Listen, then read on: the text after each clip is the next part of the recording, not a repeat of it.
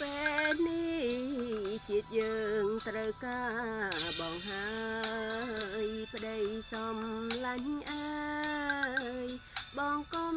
ព្រួយឡើយមើលថែខ្លួនផង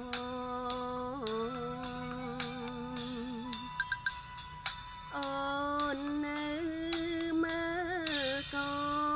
នហើយអូនជួយផ្សងបនព្រាំងឲ្យបងឈ្នះខ្មឹងសាមានសមរភូមិជួមុខតុកបងកាពីឈាមជាយោធាប្រាជ្ញាមិនរៀកាពីឲ្យបានលៀងបងជីវិត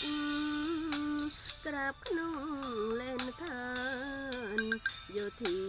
ក្លាហានកាពីខេមរា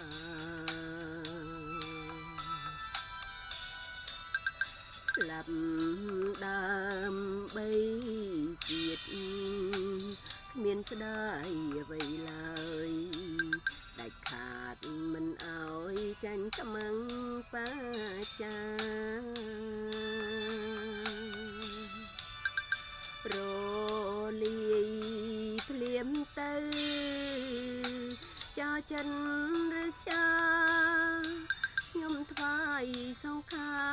ជនជាតិប្រជាពេលជាតិផុតទុកមកតែ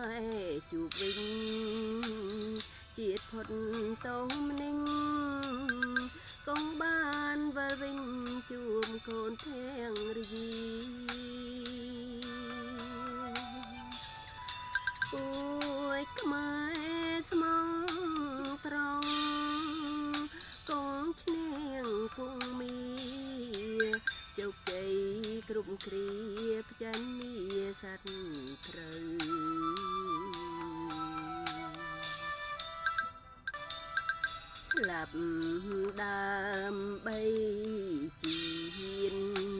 គ្មានអ្វីស្ដាយឡើយដាច់ខាតមិនអោយចាញ់ខ្មាំងបញ្ចា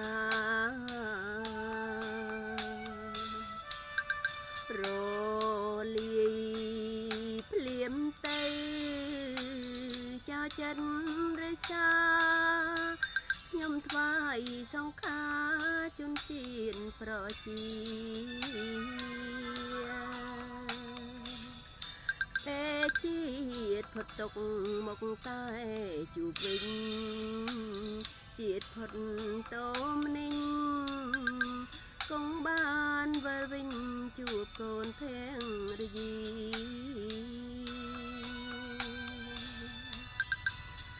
ពួយខ្មែរស្មងត្រង់កងឈ្នះគង់មីជោគជ័យគ្រប់គ្រាចាញ់មាស័នត្រូវ